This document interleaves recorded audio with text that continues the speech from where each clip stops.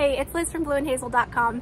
Today I'm going to go ahead and show you how to put together your own Phenology wheel. So this is a Charlotte Mason nature study idea I've wanted to do for probably 2 years now, and just it always seemed too artistic for me to handle, and oh yeah, we'll get to that someday. And so we took the time to pause everything else, and I bought a guide from Lynn over at Raising Little Shoots, and so this here walked us through how to set everything up, and I'm going to show you what that looks like today from scratch. So if you are new to the idea of a Phenology wheel, it's a really cool way to document the changes of the months and of the seasons, and it's all done through pictures, and so you don't have to be an amazing artist. I think Lynn is an amazing artist. I'm not anywhere near that. So my kids and I are just going to do this in a non-fancy way, but we're going to start it. So if you want to join us, then go ahead and keep watching. First thing I am going to do on this watercolor paper, which I chose because it's nice and thick, and I'm just going to create my circle for the wheel by, oops, tracing around the edge. Now, when my kids did this, they got it a little bit off, and so their lines weren't perfectly round, and that is okay. So you can see this is a picture of my 3rd graders. This is a picture my 2nd grader did, and so they are not perfectly rounded, and it's fine. I'm kind of going for a little bit more of the imperfect look today. The next thing I'm going to make on my wheel, sorry it's a little windy, is I'm going to make this inner line around the edge, and that is where I'm going to label the seasons, and we're gonna watercolor in kind of the colors of the seasons. So you'll see more wintry colors here, summery colors over here, spring more over here, and she gets into details about how to do that. First of all, I just love her picture examples in here. They're really helpful, so highly recommend this. I will leave a link to this in my description if you want to buy her guide here. She's going to kind of walk you through how, like, what each of the parts means and what will go in each of the parts, which I think is really helpful, and I'll explain a little bit more of that as well. And this is the page that we use to go ahead and start it up. So right now I am on step 1 here. Next we're going to go to step 2 and draw that inner line around the edge.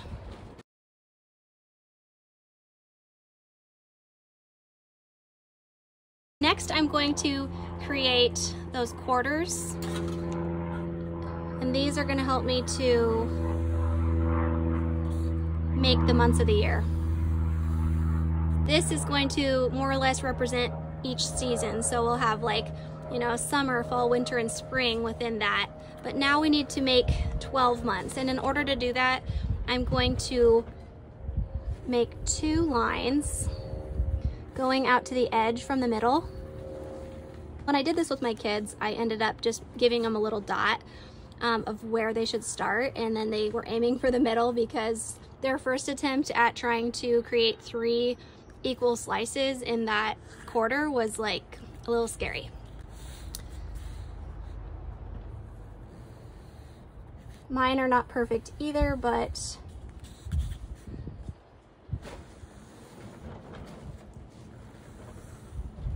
so to make that inner circle, I just got a small cup that I have inside,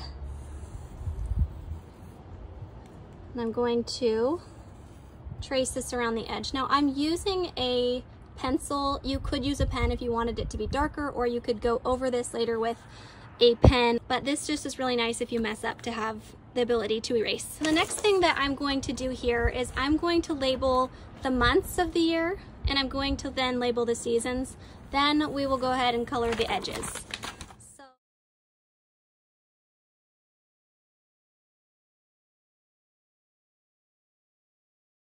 And now I'm going to go ahead and do the seasons around the very edge. Lynn has a nice kind of explanation of where you want to go ahead and put the seasons compared to the months. I don't think this is a huge deal. She's also got some examples of what she colored in for the different months. So she kind of painted May, June, July more yellow, February, March, April, more blue. We didn't follow these colors exactly because depending on where you live, you might have different months that are your really hot months or different months that are your colder blue months. For instance, when we lived in the South, I'd probably have a lot more orange and yellow on my wheel than I would living up north where we're gonna have a lot of blue, freezing cold months. So you can switch this to really reflect your weather where you live. I'm going to go ahead and start our winter right in December, kind of in the middle of December. And you know, if you wanted, you could write winter just right over this little spot, or you could do what my daughter did, and she wanted it to cover the entire 3-month chunk. So she put spring here and separated her letters real far. Spring will come March, April, May.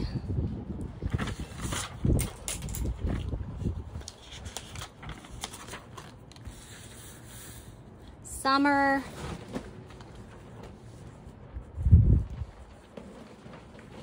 June, July, August, and then September, October, November will be autumn, or I'm going to call it fall. Okay, so now we're ready to watercolors. I love this watercolor set I got on Amazon. I will link this in there for you, but you could use crayons, you can use colored pencils or watercolors, whatever you feel more comfortable with. I really did appreciate Lynn's kind of example in her book here, and we kind of followed this more or less, but I'll show you what that looks like going from a blank slate. So starting with this winter, what I'm going to do is I want to make the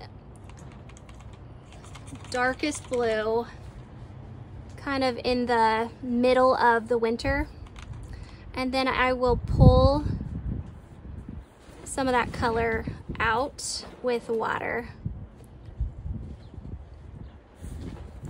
Oops. It's a windy day here outside, sorry. Okay.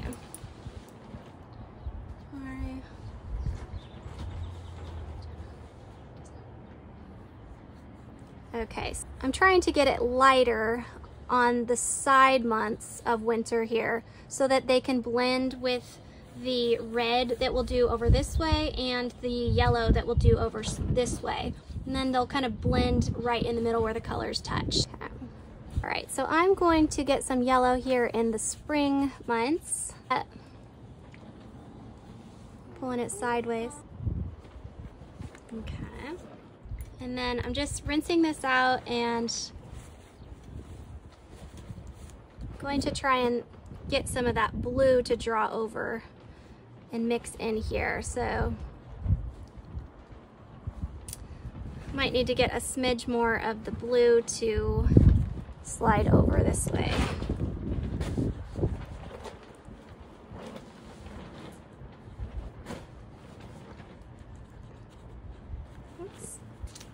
So you can kind of see how that starts to just blend, and it looks really cool in there. Now let's go ahead and go get our red started, which will be in the hottest part of my summer.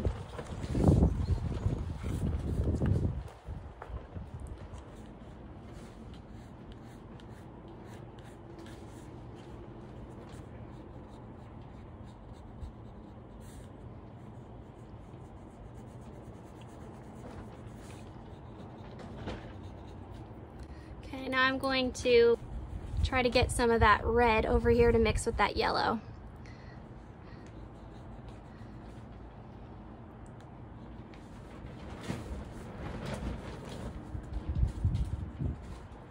Get that pretty orange color started. Okay. So you can kind of see how it's blending. So pull some of that color over. I'm gonna get a little bit more blue over here. Okay, so I'm gonna get some of this blue and just pull it over this way with the water to try and mix it with that red. It's kind of an ugly purple, I guess.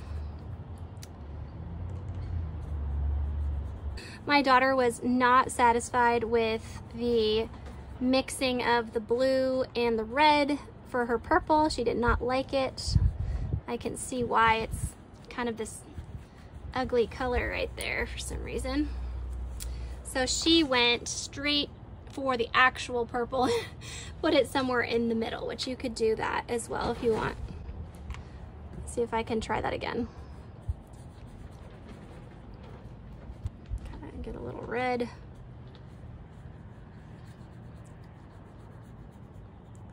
Yeah, I'm not seeing a very pretty purple mix right there, but I might just go do what she did.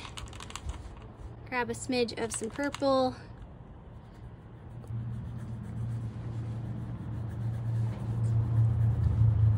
Okay, so I'm not going to draw anything in here for this video like my kids did, you can see, but I will explain kind of what this represents. So the big part of your wheel in each month is going to be something nature related that you're noticing, and then the little part down here, because I always wondered like what goes where. This little part right here is going to be something that has to do with your family. So maybe it is the special holidays that you want to celebrate together, you know, Easter and Christmas or birthdays, and you can write something that represents that. You know, it looks like we've got 4th of July, Easter, maybe we have Valentine's Day there and a birthday. Here I'm seeing a Christmas ornament. So you can see this is kind of like holiday stuff or family related stuff. Up in this area here, you will have nature changes that you're noticing. And so an example of Lynn's right here, you can see she has these beautiful drawings of different things she's noticing that month, along with something special holiday wise down here. Okay, sorry for the lawnmower that is in the background. If you found this video helpful, I hope that you will make your own wheel. Be sure to check out my link if you want this really, really helpful guide. If you're a first timer, I highly recommend this wheel, this Phenology wheel guide from Lynn. It's awesome. So check the link for that, and please give this video a thumbs up if you enjoyed it.